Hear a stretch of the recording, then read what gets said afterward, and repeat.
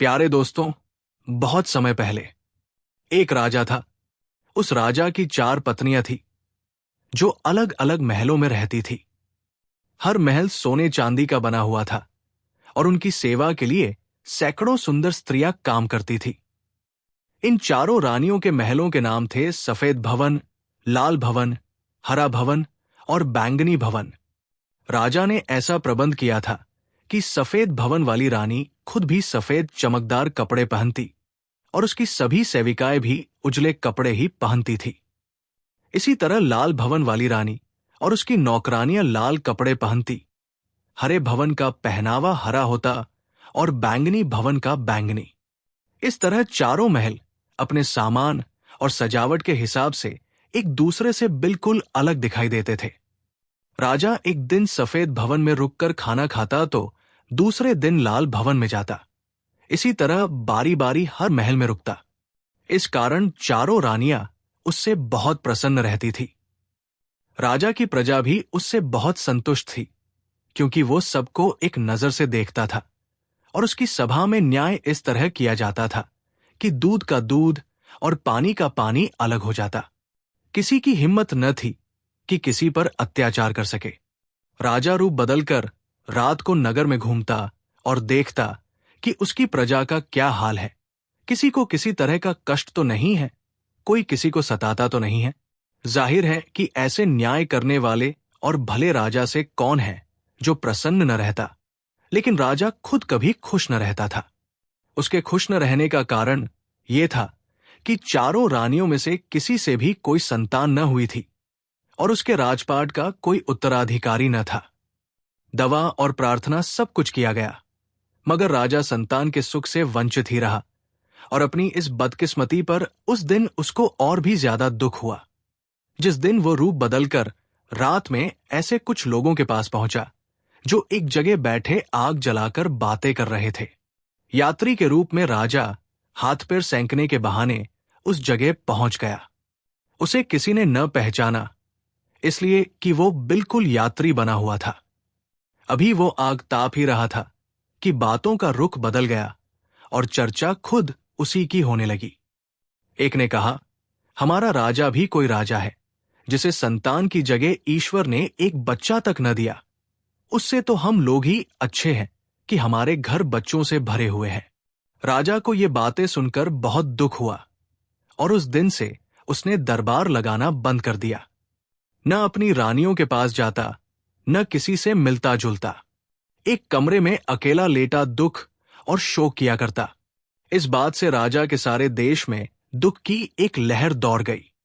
किसी को भी मालूम न था कि राजा ने सब कुछ क्यों छोड़ दिया है। हजारों आदमी उसके महल के चारों ओर जमा होकर उससे विनती करते, मगर राजा ने किसी का कहा न माना। उसने प्रण कर लिया था कि जब तक उसकी संतान न होगी वो इसी तरह सबसे अलग थलग जीवन बिताएगा। एक दिन एक साधु राजा के महल पर पहुंचा और उसने राजा से मिलने की विनती की। लेकिन किसकी हिम्मत थी जो उसे राजा तक ले जाता। लेकिन साधु भी जिद्दी था। उसने कहा कि जब तक राजा मुझसे न मिलेगा मैं खाना पानी नहीं लूंगा। इस तरह उसने महल के सामने एक चादर बिछाकर भूख हड़ताल शुरू कर दी। एक दिन बीता, 2 दिन बीते, 3 दिन बीत गए, लेकिन साधु ने अनाज का एक दाना भी जुबान पर न रखा। अब तो हजारों आदमियों की भीड़ हर समय उसके आसपास रहने लगी। राजा के बड़े अधिकारियों और मंत्रियों ने भी उसे समझाने की कोशिश की, मगर उसने एक न सुनी। यहां तक कि 8 दिन बीत गए। ये खबर रानियों के महलों तक भी पहुंच गई, इसलिए कि दासियां आती जाती रहती थी। राजा के छिप जाने से रानियों के दिल भी दुख से टूट चुके थे। उनका सुख चैन भी खत्म हो गया था, इसलिए कि उन्होंने भी अपने चाहने वाले राजा का चेहरा इतने दिनों से न देखा था। साधु की हालत दिन ब दिन खराब होती जाती थी।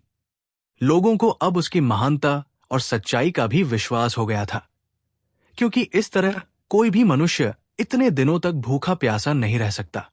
साथ ही साथ अब लोगों को उस पर दया भी आने लगी थी कि बेचारा बिना वजह अपनी जान दे रहा था। अभी तक राजा से किसी ने उसका जिक्र भी न किया था, मगर अब रानियों ने मंत्री तक अपना संदेश भेजा कि वो राजा जी से जाकर उन सबकी तरफ से कह दे कि इस महात्मा को अपनी सेवा में आने का अवसर दे दे। मंत्री को इतनी आज्ञा थी कि वो राजा के कमरे में जाकर पर्दे के पास हर रोज खाना, पानी वगैरह अपने हाथ से रखाता था और जो जरूरी बात होती थी वो भी कह दिया करता था। इस बात को उसने अब तक इसलिए न कहा था कि जब राजा अपनी जिद पर अड़ गया था तो भला इस अनजान को अपने पास कैसे आने देता। मगर अब रानियों के कहने पर उसने हाथ जोड़कर सारा हाल कह सुनाया। राजा को जब यह मालूम हुआ कि साधु केवल उससे मिलने के लिए अपनी जान दे रहा है तो उसका दिल भर आया। वो न चाहता था कि इस तरह कोई आदमी उसके लिए जान दे। दूसरा, राजा के दिल में उस महात्मा का प्रभाव पड़ा और उसने मंत्री को आज्ञा दे दी कि वो उसे उसके पास ले आए। मंत्री ने कहा, महाराज, जिस मनुष्य ने 8 दिन से न कुछ खाया हो न पिया हो वो भला चल फिर कैसे सकता है? आप खुद ही उस तक चलें। राजा को यह बात मंजूर न थी, इसलिए उसने आदेश दिया कि उसे किसी तरह लिटाकर आदर और सम्मान से उसके पास लाया जाए। तुरंत ही सब इंतजाम हुए और प्रजा में एक हलचल सी मच गई। रानियां भी ये खबर सुनकर बहुत प्रसन्न हुई। महात्मा के प्राण निकलने ही वाले थे। किसी तरह उन्हें आरामदायक बिस्तर पर लिटाकर कुछ सेवक राजा के कमरे तक ले गए। राजा ने सबको हटाकर पर्दा उठाया और देखा तो उसकी आंखों में आंसू भर आए। वो हाथ जोड़कर महात्मा से कहने लगा, मैं इस देश का राजा होकर भी आपसे माफी मांगता हूं। ईश्वर का धन्यवाद है कि ठीक समय पर मुझे मालूम हो गया कि हे नेक दिल महात्मा, वो कौन सी ऐसी बात थी जिसकी वजह से आपने यूं जान देने का फैसला कर लिया। अचानक राजा को विचार आया और उसने मंत्री को आदेश दिया कि राजवैद्य को बुलाया जाए। वैद्य हाजिर हो गया। तुरंत ही उसने कुछ शरबत वगैरह उस महात्मा को पिलाए, जिससे उसमें ताकत आई और वह बोलने के योग्य हो गया। राजा ने फिर उससे सवाल किया कि वो क्यों उससे मिलने के लिए इतना बेचैन था। महात्मा ने कहा, मैं इस नगर में आया तो मुझे मालूम हुआ कि आपने राजपाट छोड़कर सबसे अलग थलग जीवन बिताना शुरू कर दिया है। ये बहुत ही अजीब बात थी, इसलिए मैंने सोचा कि मैं आपसे मिलकर आपको समझाऊंगा।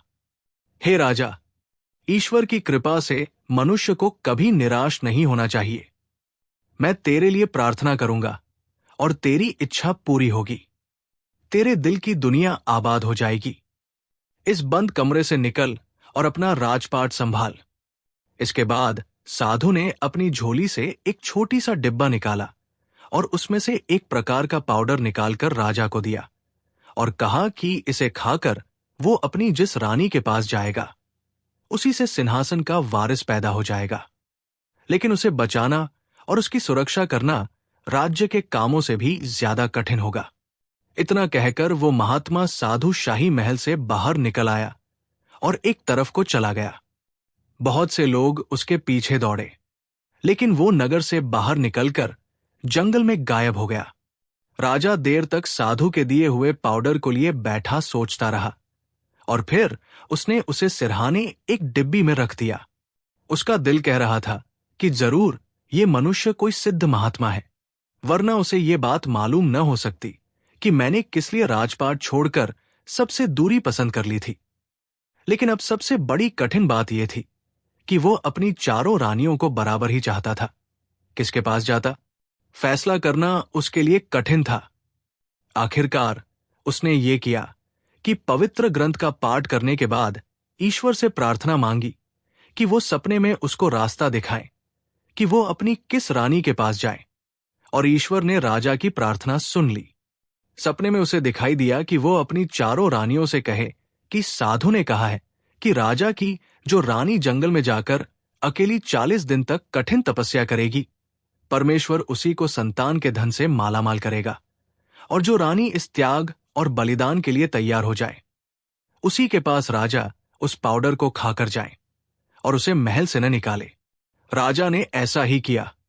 दूसरे दिन अपनी चारों रानियों को बुलाकर वही बात कही जिसका संकेत सपने में हुआ था, और रानियां ये सुनकर हैरान रह गई कि शाही महल छोड़कर जो जंगल में तपस्या करेगी यानी 40 दिन ईश्वर की पूजा करेगी, वही आने वाले राजा की मां बनेगी।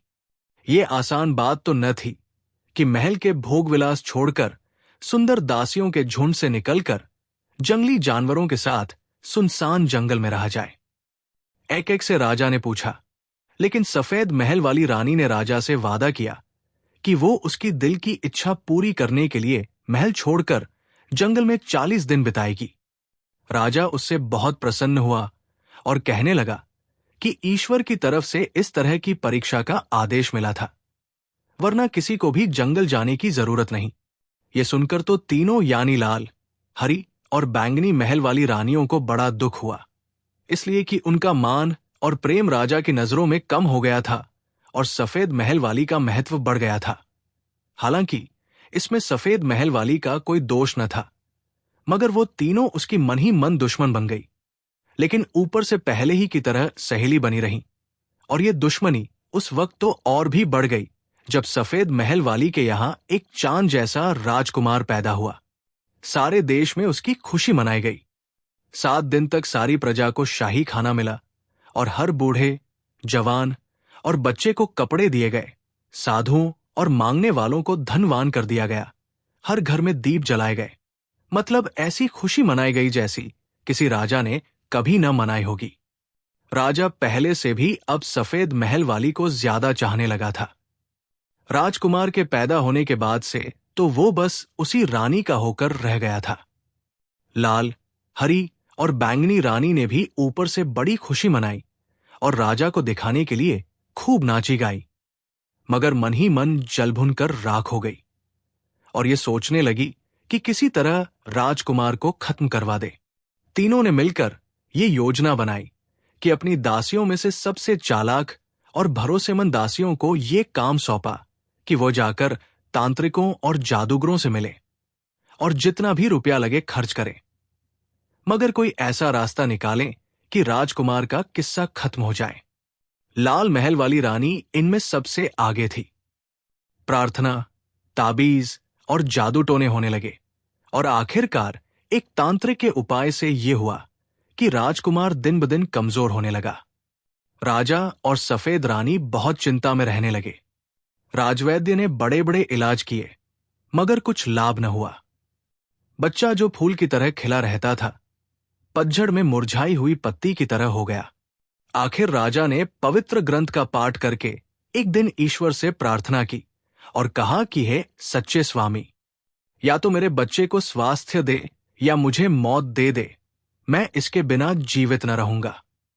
पूजा के बाद राजा सोया तो वही महात्मा उसे सपने में दिखाई दिए, जिन्होंने उससे मिलने के लिए भूख हड़ताल कर दी थी। उन्होंने राजा को बताया कि उसकी लाल, हरी और बैंगनी महल वाली रानियों ने जादू करवा दिया है और लाल रानी के पलंग के नीचे एक पेड़ की डाल पत्थर से दबी पड़ी है। वो दिन ब दिन सूखती जाती है। उसी के साथ राजकुमार भी सूखता जाता है। जिस दिन वो बिल्कुल सूख जाएगी, उसी दिन राजकुमार मर जाएगा। इसके बाद राजा की आंख खुल गई और सपने को सच समझकर राजा उसी वक्त बिना सूचना दिए लाल महल जा पहुंचा। लाल रानी ने इस तरह अचानक राजा को आते देखा तो घबरा गई, मगर ये बात तो वो सोच भी न सकती थी कि राजा क्यों आया है। राजा को सपने के सच्चे होने पर पूरा भरोसा था। उसने लाल रानी के पलंग के नीचे झांक कर देखा तो सचमुच एक डाल एक पत्थर से दबी हुई थी। राजा के ऐसा करने पर रानी कांप उठी। राजा ने पत्थर हटाकर उस डाल को खींच लिया और उसके ऐसा करते ही लाल रानी पलंग पर गिर पड़ी और अचानक दुबली होकर पीली हो गई। दरअसल जिस जादूगर ने ये डाल दी थी, उसने ये भी कह दिया था कि अगर ये डाल राजकुमार के मरने से पहले इस जगह से हटाई गई तो राजकुमार के बजाय खुद लाल रानी को वही बीमारी लग जाएगी। और ऐसा ही हुआ। राजा ने गुस्से में लाल होकर जब उससे पूछना चाहा कि ये डाल कैसी है, तो वो रानी को देखकर हैरान रह गया। डर से कोई इतना ज्यादा दुबला और कमजोर अचानक नहीं हो सकता।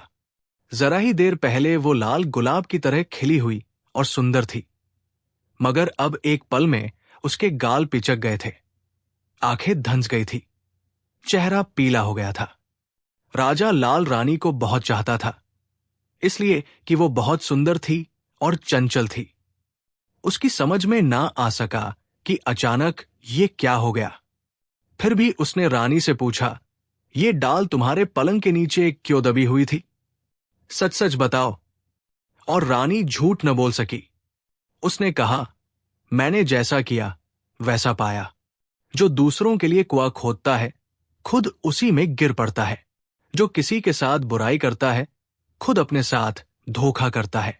मैंने एक जादू के जरिए आपके राजकुमार को खत्म करना चाहा था, इसलिए कि उसकी वजह से आपने हम तीनों रानियों को नजरों से गिरा दिया है। हम उसे सहन न कर सके और हमने राजकुमार का बुरा चाहा। मगर जादूगर ने कह दिया था कि अगर इस डाल को किसी ने राजकुमार के मरने से पहले इस पत्थर के नीचे से निकाला तो मेरी मौत आ जाएगी। और ये ठीक ही है। देखिए, मैं घुलती चली जा रही हूं। सचमुच इतनी देर में लाल रानी बिल्कुल घुल गई थी। राजा की आंखों में उसकी ये हालत देखकर आंसू भर आए। बदले की आग भी जैसे ठंडी पड़ गई थी और फिर कुछ ही मिनटों में लाल रानी के प्राण निकल गए। राजा इस दृश्य को ज्यादा देर तक न देख सका, इसलिए कि रानी बहुत डरावनी हो गई थी। वो उसे छोड़कर उस डाल को लिए सफेद महल में जा पहुंचा और यहां आकर देखा तो खुशियों का तूफान सा आया हुआ था। बिस्तर पर पड़ा हुआ राजकुमार किलकारियां मार रहा था, जैसे कि वो बीमार ही न था। सफेद रानी खुशी से पागल हो रही थी। निराशा उम्मीदों में बदल गई थी। सोने के सिक्कों की थैलियों के मुंह खुल गए थे। दासियों को इनाम बांटे जा रहे थे। राजा ने अपने बेटे को उठाकर उसका मुंह चूम लिया और फिर उसने अपने सपने की पूरी बात सफेद रानी को सुनाकर वो डाल दिखाई और लाल रानी का हाल बताया तो सफेद रानी कांप उठी और लाल रानी के अंजाम पर दुख करने लगी। दूसरे दिन लाल रानी को राजा के आदेश से आम कब्रिस्तान में दफना दिया गया और हरी और बैंगनी रानी को जंगल में पहुंचा दिया गया ताकि वो फिर राजकुमार के साथ कोई दुश्मनी न कर सके। लेकिन ऐसा करने से दुश्मनी की आग और भड़क उठी। उसी राजकुमार की वजह से उनका सुख और आराम छिन गया था। उन्हें शाही महल से निकलकर जंगल में रहना पड़ा था। स्वादिष्ट शाही खानों के बजाय फल फूल खाकर पेट भरना पड़ता था। ईश्वर का करना ऐसा हुआ कि जंगल में एक हबशी जादूगर रहता था। ये अपनी विद्या का गुरु था और दुनिया का कोई बुरा काम ऐसा न था जो वो न करता हो। उसके जादू का ये असर था कि वह बुरे काम ही पर असर करता था। किसी भी नेक और अच्छे काम में उसका जादू काम न आता। वो बहुत ही बदसूरत और नीच स्वभाव का था। अपने जादू के जोर से उसे मालूम हो गया कि दो खूबसूरत औरतें जंगल में बेसहारा घूम रही है। फौरन ही एक बूढ़ी औरत का रूप बनाकर लकड़ी टेकता उनके पास जा पहुंचा। अभी तक इस भयानक जंगल में हरी और बैंगनी रानी को उनके जैसा कोई इंसान नजर नहीं आया था। उस बूढ़ी को देखकर उन्हें हिम्मत मिली और बूढ़ी ने कहा, तुम दोनों मेरी कुटिया में चलकर रहो, तुम्हें हर तरह का आराम पहुंचाऊंगी। अंधा क्या चाहे, दो आंखें। दोनों रानियां तो चाहती ही यही थी। बूढ़ी के साथ होली और जब उन्होंने बूढ़ी का झोपड़ा देखा तो उछल पड़ी। उसमें सुख और आराम की बहुत सी चीजें मौजूद थी। बूढ़ी ने ताली बजाई। तुरंत ही एक थाल अच्छे अच्छे खानों से सजा हुआ अचानक आकर उनके सामने लग गया। दोनों रानियां हैरान रह गई और घबराकर बूढ़ी को देखने लगी। जादूगर ने थोथे मुंह से हंसते हुए कहा, घबराओ नहीं, मैंने इस जंगल में रहकर बड़ी पूजा की है, जिससे मुझमें ये शक्ति हो गई है कि मैं जो चाहूं कर सकती हूं। ये सुनकर तो दोनों रानियां बहुत खुश हुई। उन्होंने कहा, अगर तुम ऐसी ताकत रखती हो तो एक काम हमारा कर दो। जादूगर ने कहा, अभी तो तुम खा पी कर आराम करो। जल्दी क्या है, जो चाहोगी हो जाएगा। दोनों रानियां भूखी प्यासी तो थी, खानों पर टूट पड़ी। कई दिन बाद स्वादिष्ट खाने उन्हें नसीब हुए थे। खा पी कर दोनों उठीं तो क्या देखती है कि दो पलंग बिछे हुए हैं, जिन पर साफ और नरम बिस्तर भी लगे हैं। दोनों हंसी खुशी उन पर लेटकर सो गई और जब उठीं तो घर में कोई न था। दोनों हैरान हुई, फिर समझी कि बूढ़ी किसी काम से गई होगी। बाहर निकलकर घूमने फिरने लगी और फिर अंदर आकर मकान के दूसरे कमरों में जाकर देखने लगी कि और क्या क्या सामान इस बूढ़ी के पास है। और उनकी हैरानी का अंत नहीं रहा जब उन्होंने देखा कि एक कमरा हीरे, जवाहरात और गहनों से भरा हुआ है, दूसरे में रेशमी कपड़े टंगे हुए हैं। ये सामान देखकर दोनों बहुत ही खुश हुई। गहने उनके छीन लिए गए थे और साधारण कपड़े पहनाकर उन्हें महलों से निकाल दिया गया था। ये साजो सामान देखकर उन्होंने जल्दी जल्दी उन्हें उठा उठा कर देखना शुरू कर दिया। और जब दोनों अच्छे कपड़े और गहने पहनकर खुश हो रही थी तो अचानक उन्हें एक भयानक हंसी सुनाई दी। दोनों उस आवाज को सुनकर चौंक पड़ी और अब जो उन्होंने देखा तो उनके सामने एक ऐसा मक्कार और भयानक इंसान खड़ा था जैसा उन्होंने कभी सपने में भी न देखा था। दोनों की बोलती बंद हो गई और दोनों डर और दहशत से एक दूसरे से लिपट गई। डरो नहीं, उस भयानक आदमी ने कहा, जो दरअसल वही जादूगर था जो उन्हें बूढ़ी औरत का रूप बनाकर यहां ले आया था। ये घर मेरा ही है और मैं तुम दोनों को बड़े ऐशो आराम से रखूंगा। मैं अभी तक कुंवारा ही हूं। हालांकि मेरी उम्र पूरे 100 बरस की हो गई है, मगर अब मैं तुम दोनों से शादी करूंगा, इसलिए कि मेरे जादू ने मुझे बता दिया था 2 रानियां मेरे पास एक साथ आएंगी और मेरी रानी बन जाएंगी। अब तुम यहां से निकलकर नहीं जा सकती। दोनों रानियों की बोलती बंद थी। डर के मारे उनका दम निकलने के करीब था, मगर उनके कदम भागने के लिए भी न उठ रहे थे। ऐसा मालूम होता था जैसे कि वे जमीन में गड़ गए हों। उन्होंने बहुत कोशिश की। जादूगर जहां था वही गायब हो गया और उसे गायब होते देखकर दोनों के होश जरा ठिकाने आए। वो तेजी के साथ बाहर की तरफ भागी, मगर बाहर जाने का कोई रास्ता उन्हें न मिल सका। ऊंची दीवारें हर तरफ उठी हुई थी। उन्हीं से सिर टकराकर दोनों फिर अपने कमरे में वापस आ गई और डर के मारे एक ही पलंग पर बैठ गई। अब क्या होगा? हरी रानी ने कहा। बैंगनी रानी बोली, इस जादूगर से तो पीछा छुड़ाना मुश्किल है, इसलिए क्यों ना हम इससे वो काम करने को कहें जिसकी वजह से हमें अपना सब कुछ छोड़ना पड़ा। वो हमसे शादी करना चाहता है और शादी की हम यही शर्त रखें कि वह राजकुमार को महल से उठा लाए और सफेद रानी को कोढ़ी बना दे, ताकि राजा उसे भी छोड़ने पर मजबूर हो जाए। अभी दोनों इतना ही कहने पाई थी कि भयानक जादूगर हंसता हुआ उनके सामने दूसरे पलंग पर लेटा नजर आया। उसका सिर शरीर के अनुपात से बहुत बड़ा था। एक आंख उसकी गोल थी और दूसरी लंबी। नाक होंठ से 3 इंच ऊपर से शुरू हुई थी और नोक पर आलू की तरह गोल थी। 2 दांत बाहर की तरफ 1-1 इंच निकले हुए थे और पूरे जबड़े हर वक्त खुले नजर आते थे। गालों पर ऐसे निशान पड़े थे कि उन्हें देखकर घिन आती थी। कान एक तो था, मगर दूसरे का पता न था। बाल किसी फर्श साफ करने वाले ब्रश की तरह सख्त थे। खून कबूतर की तरह हरा और शरीर का रंग तारकोल जैसा काला था। दोनों रानियां चीख मारकर एक दूसरे से लिपट गई। जादूगर ने कहा, मैं जान गया कि तुम दोनों क्या चाहती हो और मैं तुम्हारा काम कर दूंगा, मगर तुम दोनों वादा करो कि मुझसे शादी कर लोगी। भला ऐसे भयानक जादूगर से शादी करने पर कौन राजी हो सकता था? फिर ये दोनों 2 देशों की राजकुमारियां थी, फूलों की तरह खूबसूरत और नाजुक, लेकिन जलन ने उन्हें इस तरह अपमानित और दुखी किया था। अगर वो सफेद रानी से ईर्ष्या न करती और मासूम राजकुमार की जान लेने की कोशिश न करती, तो उन्हें शाही महल से क्यों निकलना पड़ता? कुदरत ने तो न्याय किया था। प्रेम और त्याग की परीक्षा हो गई थी। जो इस पर पूरा उतरा था, उसे ही ईश्वर ने संतान दी थी। उन्हें चाहिए था कि उसको ये भी चाहती रहती और उसकी जान लेने की चिंता न करती। अब क्या करें? दोनों की समझ में नहीं आ रहा था और दोनों अपने किए पर पछता रही थी। मगर अब पछताने से क्या हो सकता था? राजा उन्हें रख न सकता था और जादूगर के पंजे से निकलना मुमकिन नजर न आता था। मरता क्या न करता, दोनों राजी हो गई कि अगर वो राजकुमार को खत्म कर दे और सफेद रानी को कोढ़ी बना दे तो वो उससे शादी कर लेंगी।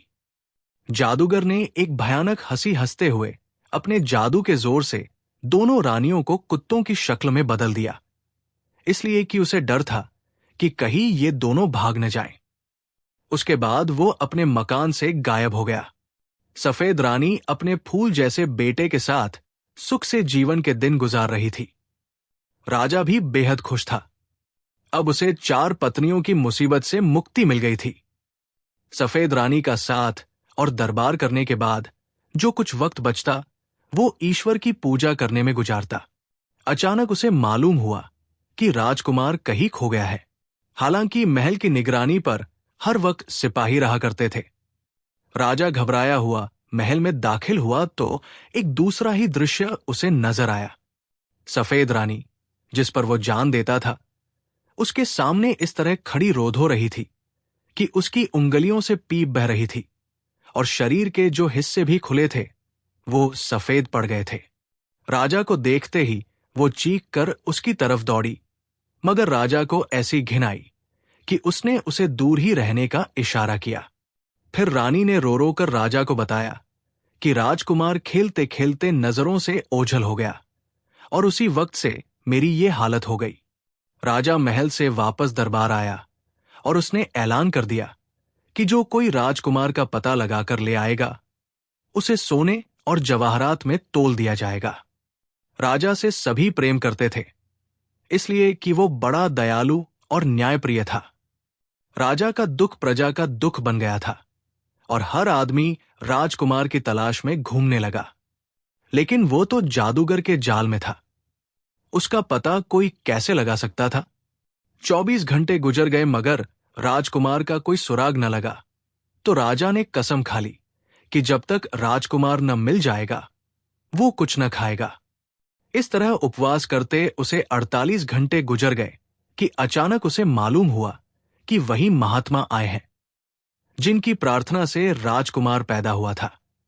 राजा ने फौरन उन्हें अपने पास बुलवाया और जब वो आ गए तो वो बच्चों की तरह रोता हुआ उन महात्मा से लिपट गया। महात्मा ने राजा को तसल्ली दी और कहा, पहले वो अपना उपवास तोड़ दे। ईश्वर की दी हुई नेमतों को छोड़ना पाप है। इस तरह कोई बात पूरी नहीं होती, सिर्फ प्रार्थना करना चाहिए। ईश्वर ने खाने को दिया है तो उपवास करना गुनाह है। राजा ने फौरन शरबत मंगवाकर पिया और फिर महात्मा से विनती की कि प्रार्थना करें कि उसका प्यारा राजकुमार मिल जाए, वरना वो खुद मर जाएगा।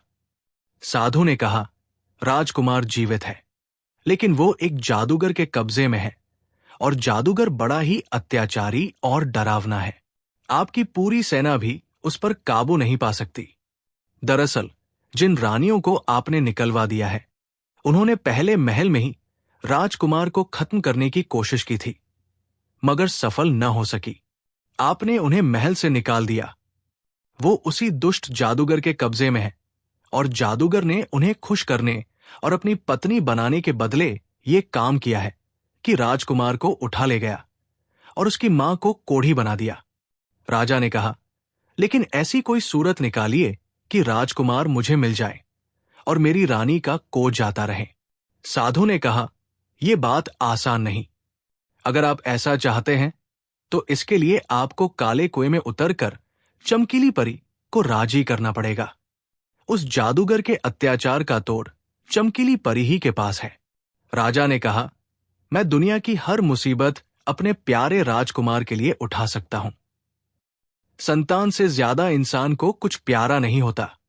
मैं 7 समंदर पार भी उसे छुड़ाने चला जाऊंगा। आप मुझे बताएं कि काला कुआं कहां है? साधु ने कहा, यहां से उत्तर की ओर एक पहाड़ है। पहाड़ के उस पार एक खतरनाक जंगल है जिसमें खूंखार जानवर रहते हैं। उसी जंगल में काला कुआं है। मैं तुम्हें एक सुरमा देता हूं, उसे लगाकर जाना तो कुआं तुमको मिल जाएगा और कुएं के अंदर का अंधेरा भी तुम्हारे लिए रोशनी बन जाएगा। सुरमे के साथ ही मैं तुमको एक ताबीज देता हूं, उसे गले में बांध लो। ये तुमको हर मुसीबत से बचाएगा, इसलिए कि इसमें गुप्त मंत्र लिखा है। राजा ने ताबीज को अपने गले में बांध लिया और सुरमे को हिफाजत से रख लिया। लेकिन फौरन ही उसे अपनी चहेती रानी का ख्याल आया। उसने साधु से कहा कि रानी का कोढ़ कैसे अच्छा होगा। साधु ने कहा, अगर जादूगर का जादू टूट गया तो रानी खुद ब खुद अपनी असली हालत पर आ जाएंगी, इसलिए कि यह कोई बीमारी नहीं है, जादू का असर है। राजा ने कहा, मैं आज ही राजपाट छोड़कर कुएं की तलाश में जाता हूं। आप मेरी कामयाबी की प्रार्थना करें। साधु विदा हो गया। राजा ने राज्य के काम अपने नेक दिल मंत्री को सौंप दिए और खुद साधुओं वाली शान से काले कुएं की तलाश में रवाना हो गया। कई दिन चलने के बाद वो उस पहाड़ पर पहुंचा जिसके उस पार जंगल था।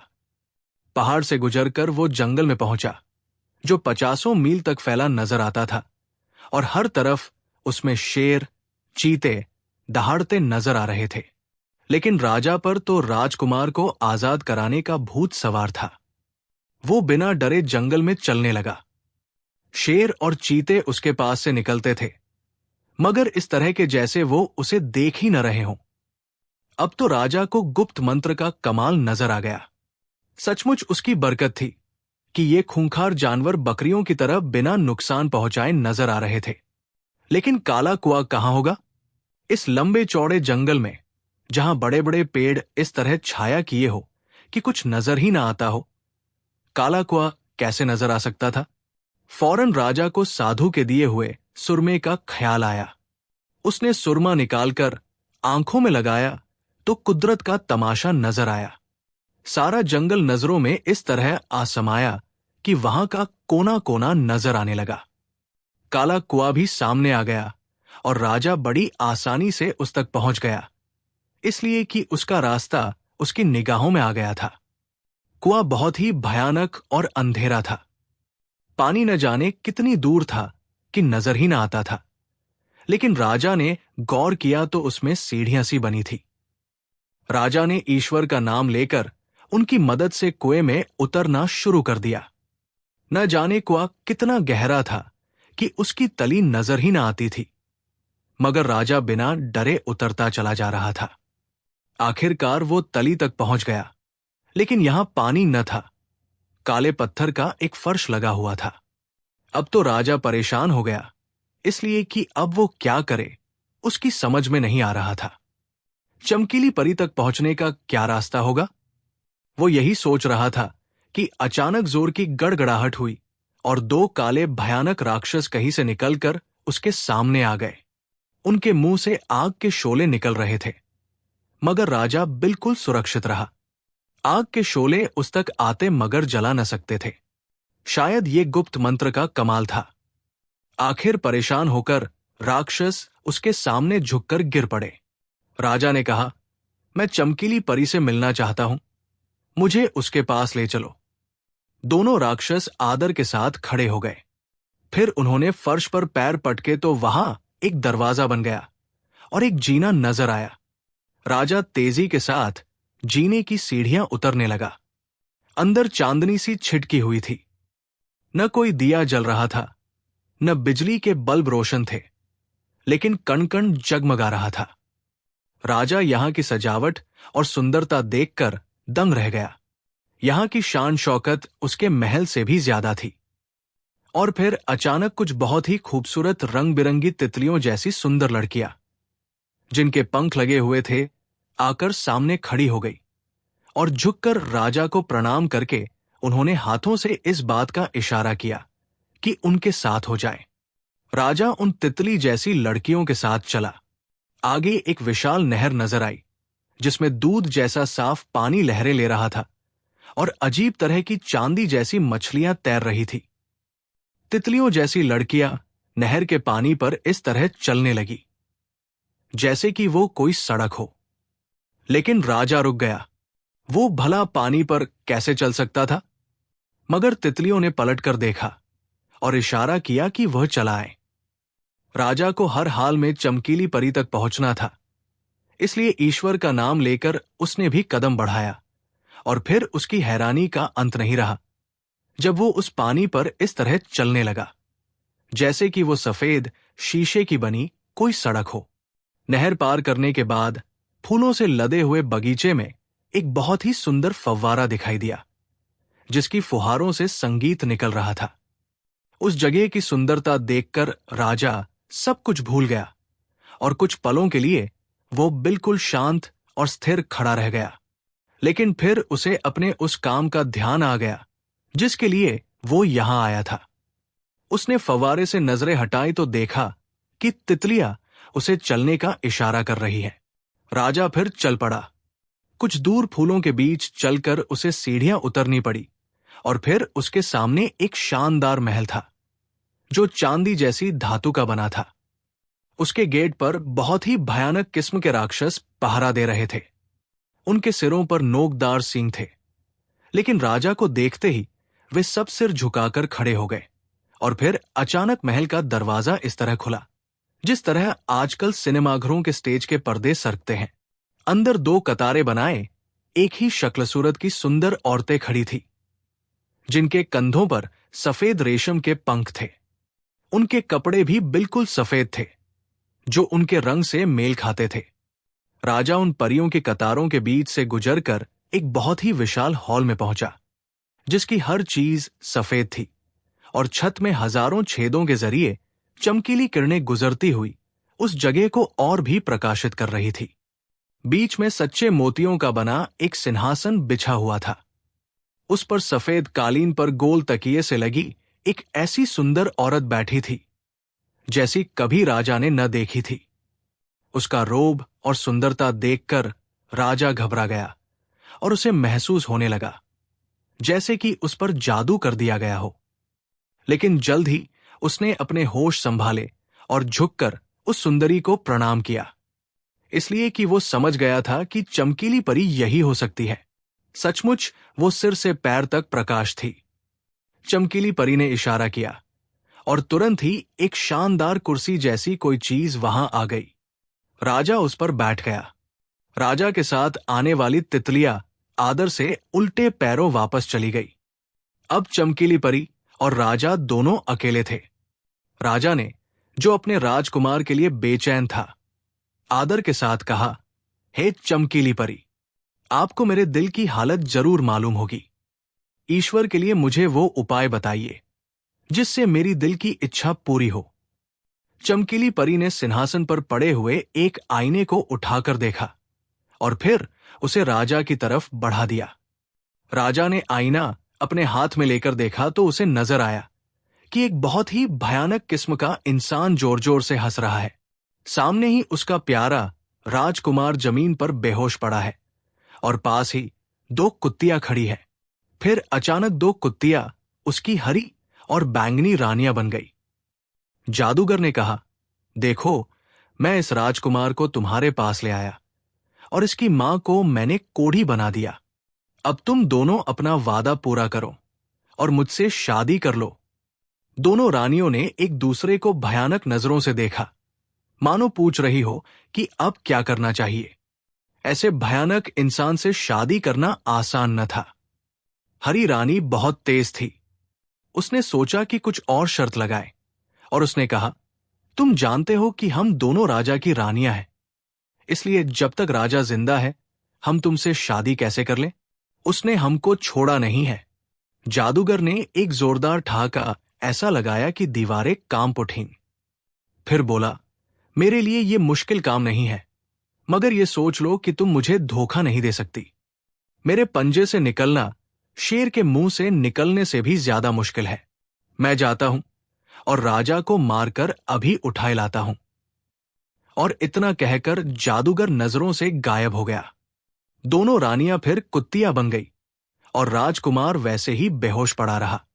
जादूगर के जाते ही दोनों कुत्तियां राजकुमार की तरफ लपकीं। ये नजारा देखकर राजा चीख उठा, अरे चुड़ैलो, इस मासूम को न मारो, उसने तुम्हारे साथ क्या बुराई की है?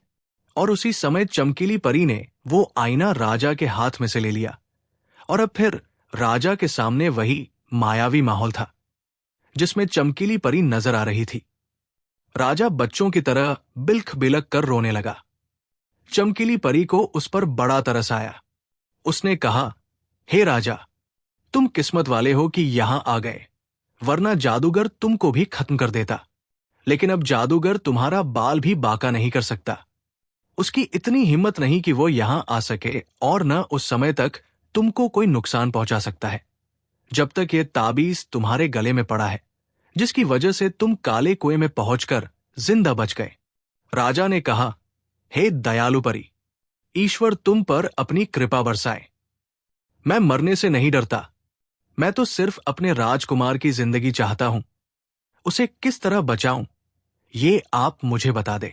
चमकीली परी ने कहा, हे राजा, ये जादूगर बड़ा अत्याचारी है, इसको मारना आसान नहीं, लेकिन इसे मारे बिना आप अपने राजकुमार को बचा नहीं सकते। राजा ने पूछा, जादूगर को मारने का क्या तरीका हो सकता है? चमकीली परी ने कहा, इस जादूगर की जिंदगी एक तितली के नाजुक शरीर में छुपी है, लेकिन यह तितली बाग में उड़ने वाली नाजुक पंखों वाली नहीं, बल्कि सोने से बनी हुई है, और उसके पंखों में कीमती रंगीन रत्न जड़े हैं। अत्याचारी जादूगर ने इस तितली को पहाड़ की चोटी पर एक किला बनाकर उसे संदूक में बंद कर दिया है, जिसका खुलना आसान नहीं। न इसमें कोई जोड़ है, न ताला लगता है, लेकिन तितली के पंखों में जड़े हुए रत्नों की चमक से वो कमरा रोशन रहता है जिसमें ये बक्सा रखा हुआ है। किले की सुरक्षा के लिए उसने जादू के शेर बनाकर हर तरफ छोड़ दिए हैं, जिनके डर से कोई इस किले के पास भी नहीं जाता। खुद जादूगर भी साल में सिर्फ एक बार इस किले में जाता है, और शेरों को अपने जादू के जोर से बिल्लियां बना देता है, वरना ये शेर खुद उसको भी फाड़ खाएं। ये पहाड़ कहाँ है? राजा ने पूछा। चमकीली परी ने कहा, पहाड़ ज्यादा दूर नहीं, लेकिन रास्ता खतरनाक है। किसी भी इंसान का उस पर पहुंचना आसान नहीं, इसलिए कि पहाड़ के चारों तरफ हर समय आग लगी रहती है, जो कभी बुझती नहीं। इस आग से गुजर कर ही कोई पहाड़ पर चढ़ सकता है। राजा ये सुनकर रो पड़ा और बोला, हे देवी, क्या कोई ऐसा उपाय है कि मैं उस पहाड़ पर पहुंच जाऊं? इस जादूगर को मारने की कोशिश में अपनी जान भी दे सकता हूं। मैं अपना राज्य और अपना सब कुछ इस राह में कुर्बान कर सकता हूं। अगर मेरा राजकुमार न बच सका तो मेरी जिंदगी बेकार है। चमकीली परी को राजा से बड़ी हमदर्दी थी। उसने कहा, हे राजा, आप घबराएं नहीं, ईश्वर पर भरोसा रखें और कोशिश करें। सच्चे दिल और लगन के साथ जो काम भी किया जाता है वो पूरा हो जाता है। इसके बाद चमकीली परी ने एक नाजुक सी पिन अपने बालों से निकालकर राजा को दी और कहा, इसका असर यह है कि ये जिसके पास हो उसे मेरे अलावा कोई भी नहीं देख सकता। इस पिन के साथ ही मैं आपको एक मंत्र भी बताती हूं, इसे याद कर लीजिए। इस मंत्र को पढ़कर आप चिड़ियों की तरह उड़ सकते हैं, और फिर उस पहाड़ पर जाना आपके लिए मुश्किल न होगा, जो चारों तरफ आग की लपटों में रहता है।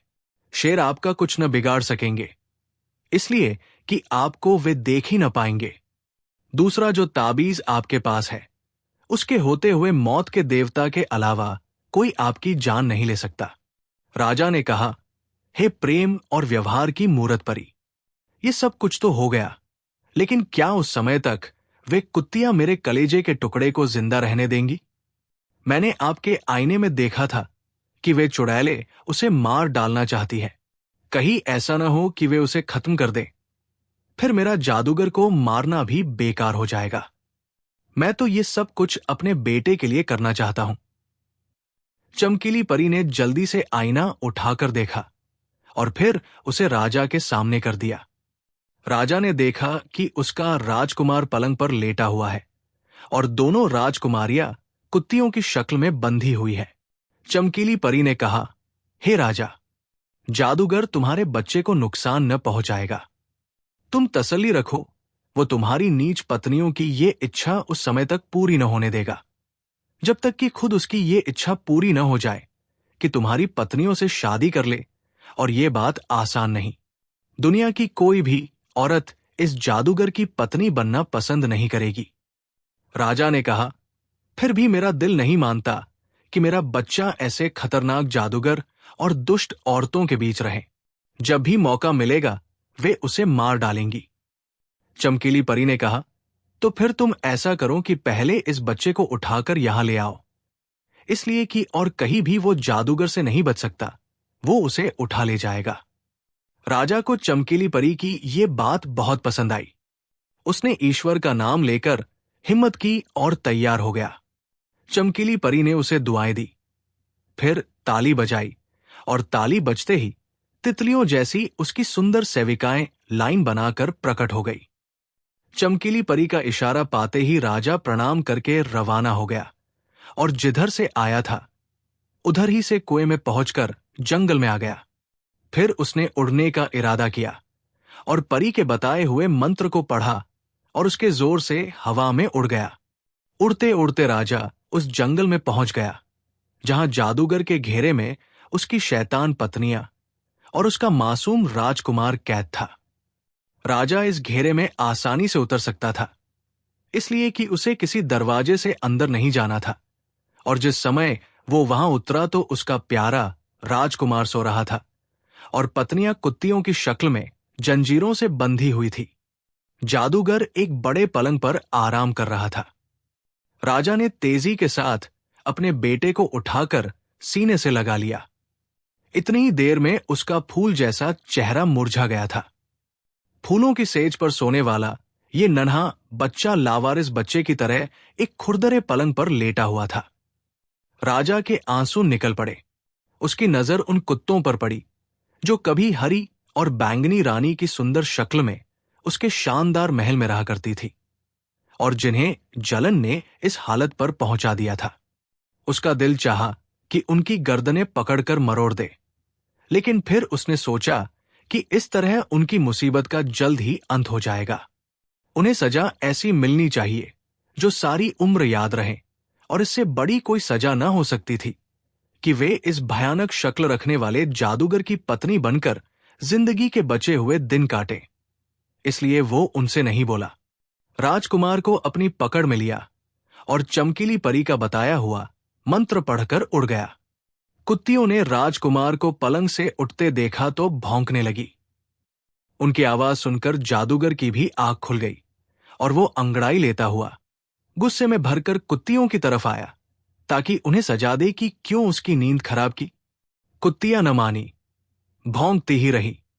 जादूगर ने कुछ पढ़कर उन पर फूंका और वे अपनी असली शक्ल में होकर बोली, राजकुमार गायब हो गया और तुमने ही ऐसा किया है। जादूगर ने हैरान होकर उस पलंग की तरफ देखा और वो राजकुमारियों पर कोई शक न कर सकता था, इसलिए कि वे तो कुत्तियां बनी बंधी हुई थी। राजकुमार कहाँ गया? उसने गुर्राकर पूछा। राजकुमारियों ने कहा, वो पलंग से उठा और ऊपर होता चला गया, इस तरह जैसे कोई उसे गोद में लिए हो। जादूगर को यकीन न आया। उसने पलंग के नीचे देखा, फिर कमरों की तलाशी ली, मगर कहीं उसका नामो निशान भी न मिला। अब तो जादूगर हैरान होकर रह गया। उसके इस जादुई महल से बच्चे को कौन ले जा सकता है? गुस्से में भरकर उसने जमीन पर जोर से एक पैर मारा। जमीन जैसे फट गई, उसमें से धुआं उठने लगा और फिर कुछ ही पलों में एक डरावना भूत सा नजर आने लगा। जादूगर ने उस पर एक फूंक मारी। भूत या राक्षस जो कुछ भी वो था, बोलने लगा। उसने कहा, गुरु का क्या आदेश है? जादूगर ने कहा, यहां से एक बच्चा गायब हो गया है, तुम उसे ढूंढकर लाओ, या मुझे बताओ कि वो कहाँ है और यहां से कैसे गया। भूत ने अपना सिर हिलाया और धीरे धीरे धुएं की तरह ऊपर उठने लगा और फिर नजरों से ओझल हो गया, और फिर कुछ ही पलों बाद आसमान से एक धुआं सा उतरता हुआ भूत बन गया और बोला, बच्चा एक तरफ उड़ता हुआ गया है, लेकिन मैं उसे पकड़ न सका। जब भी हाथ बढ़ाया, हाथ जलने लगा। मैं देख नहीं सका, मगर ऐसा मालूम होता था जैसे किसी ने उसे पकड़ रखा हो, लेकिन पकड़ने वाला कोई दिखाई न पड़ा। जादूगर ने गुस्से से भूत के मुंह पर थूक दिया। उसकी गोल आग बाहर आ गई और फिर उसने कुछ पढ़कर हवा में फूंक मारी। अचानक आंधी चलने लगी, ऐसी आंधी जिसने सारे वातावरण को अंधेरे में डुबो दिया। बादल की गरज जैसी आवाजें आने लगी और ऐसा मालूम हुआ जैसे कि प्रलय आ गई। जंगल के बड़े बड़े पेड़ जड़ों से उखड़कर गिर गए। दोनों राजकुमारियों ने डर और दहशत के मारे अपनी आंखें बंद कर ली और एक दूसरे से लिपट गई, लेकिन कुछ न हुआ। राजकुमार वापस न आ सका। जादूगर का सारा जादू बेकार हो गया और गुस्से में आकर वो अपना मुंह नोचने लगा। उसका चेहरा यूं ही क्या कम भयानक था कि गुस्से से और भी डरावना हो गया। जादूगर ये समझ गया था कि उससे भी ज्यादा ताकतवर किसी जादूगर ने हरकत की है और उसे ये डर भी महसूस होने लगा कि कहीं वही ताकत जो उस राजकुमार को उठाकर ले गई है इन राजकुमारियों को भी न ले जाए। इसलिए उसने राजकुमारियों को कुत्तियों की शक्ल में बदल दिया और दोनों को लेकर उड़ गया। उड़ते उड़ते वो उस पहाड़ी किले में पहुंच गया जहां उसने अपनी जान को एक तितली की शक्ल में कैद कर रखा था।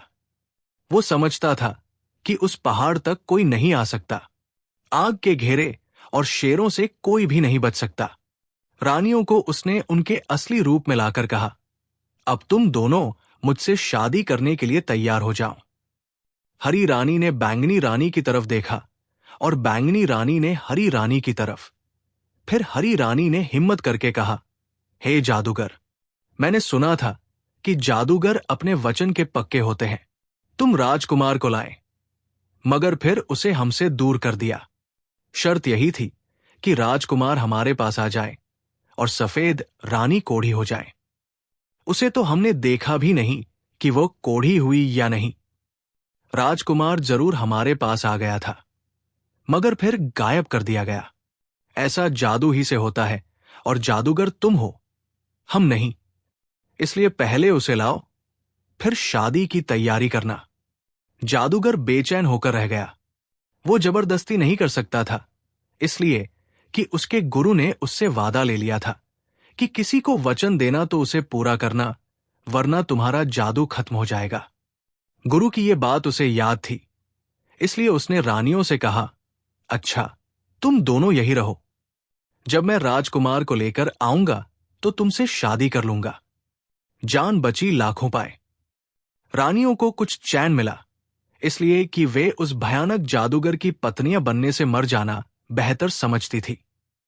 इस तरह उस समय तक के लिए तो उन्हें तसल्ली हो गई थी, जब तक कि राजकुमार न मिल जाता और उनका ख्याल था कि राजकुमार को कोई जंगली पक्षी उड़ा ले गया होगा। दूसरी तरफ राजा अपने राजकुमार को लेकर सीधा काले कुएं की तरफ गया और जिस तरह पहले अंदर गया था उसी तरह उसमें उतरकर चमकीली परी के पास जा पहुंचा और उसका धन्यवाद करते हुए उसने राजकुमार को उसके सामने लिटा दिया, जो बेहोश हो गया था। चमकीली परी ने राजकुमार को गोद में उठा लिया। ताली बजाई तो एक बूढ़ी परी सामने आ गई। उसके गालों में झुर्रियां पड़ी हुई थी। चमकीली परी ने उससे कहा, राजकुमार को होश में लाओ। बूढ़ी परी नजरों से ओझल हो गई। फिर वो एक शीशी में सुनहरा रस लिए हुए आई और उसे राजकुमार पर छिड़क दिया। राजकुमार होश में आकर इधर उधर देखने लगा। राजा ने उसकी तरफ प्रेम से अपने हाथ बढ़ाते हुए कहा, आओ मेरे बेटे, मेरे पास आओ। देखो मैं कौन हूं, पहचानते हो मुझे? मगर राजकुमार ने कोई ध्यान न दिया। वो चमकीली परी ही की गोद में लेटा मुस्कुराता रहा। चमकीली परी भी मुस्कुरा दी और बोली, हे राजा, ये बच्चा आपको कैसे देख सकता है? आपके पास मेरे बालों की वो पिन मौजूद है, जिसका असर यह है कि जिसके पास रहे उसे मेरे सिवा कोई न देख सके। तुम उसे निकालकर अलग कर दो तो तुम्हारा राजकुमार तुम्हें पहचान लेगा। राजा ने ऐसा ही किया और उसके बाद राजकुमार ने पिता को देखा और लपककर उसके पास आने की कोशिश करने लगा। चमकीली परी ने उसे राजा की तरफ बढ़ा दिया और राजा ने उसे सीने से लगा लिया। खुशी के मारे उसके आंसू निकल आए। राजकुमार ने पिता को पहचान लिया था। चमकीली परी ने एक शानदार सजे हुए कमरे में राजा को ठहराया और उसके लिए तरह तरह के खाने पहुंचाए।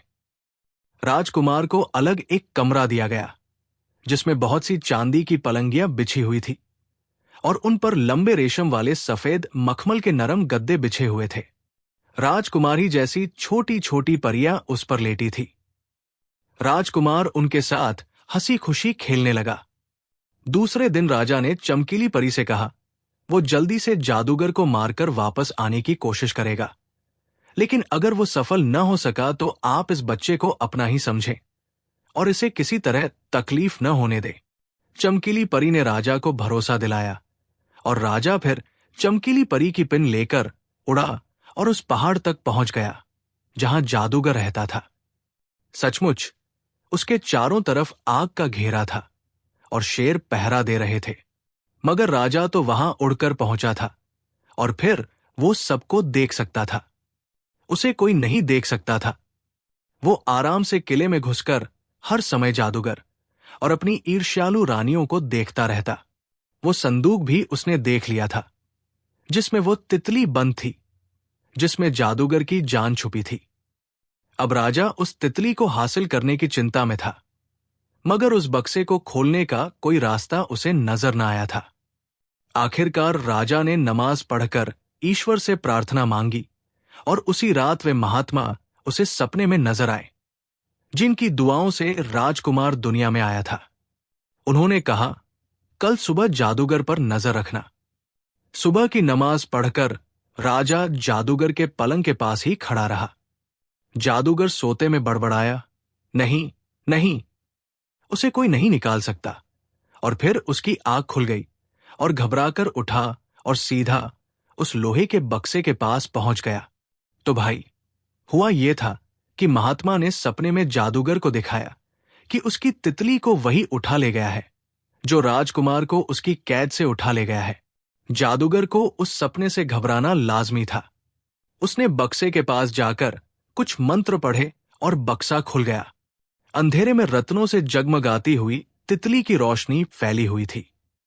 एक बड़ा ही भयानक ठाका लगाकर जादूगर ने कहा, मौजूद है, मौजूद है, इसे कोई नहीं ले जा सकता। और उस समय राजा का हाथ तितली तक पहुंच गया और उसने तेजी के साथ उसे उठाकर अपनी मुट्ठी में बंद कर लिया। जादूगर और जोर से चीखा। उस समय राजा ने उसे जमीन पर डाल दिया और पैरों से कुचल दिया। फिर कुछ हुआ, एक प्रलय आ गई। हजारों बम मानो एक साथ फट गए। पहाड़, जादूगर और रानियां सभी राख हो गई। राजा ही ऐसा था जिस पर कोई आंच न आई। वो समझ गया कि महात्मा की मदद से ये किला भी जीत लिया गया। अब वो बेचैनी से उड़कर फिर काले कुएं में दाखिल हुआ और चमकीली परी से सारी कहानी कह दी। चमकीली परी बहुत खुश हुई और इज्जत और सम्मान से राजा और राजकुमार को विदा किया। महल पहुंचकर जब राजा ने देखा तो उसकी प्यारी रानी सफेद महल वैसे ही सुंदर और जवान थी जैसी कि पहले थी। हालांकि राजकुमार और राजा के गम में रोते रोते दुबली हो गई थी, मगर अचानक उन दोनों को देखकर उसका सारा गम जाता रहा। उसने अपने कलेजे के टुकड़े को भींच लिया और सारे देश में फिर एक शानदार जश्न मनाया गया। गरीबों और लाचारों को हफ्तों तक खाने मिलते रहे। नंगों को अच्छे दर्जे के कपड़े बांटे गए। सच है, नेक काम करने वालों का अंजाम हमेशा अच्छा ही होता है, और जो जलते हैं, ईर्ष्या करते हैं, उन्हें अपनी ही आग में जलना पड़ता है। प्यारे दोस्तों, कहानी अगर पसंद आई हो तो लाइक करें, शेयर करें और एक प्यारा सा कमेंट कर दें। और ऐसे ही और दिलचस्प किस्से कहानियों के लिए हमारे चैनल को सब्सक्राइब कर लें और साथ ही बेल आइकन के बटन को भी प्रेस कर दें ताकि हमारे आने वाले नए वीडियो की सूचना आपको समय पर मिल सके। धन्यवाद।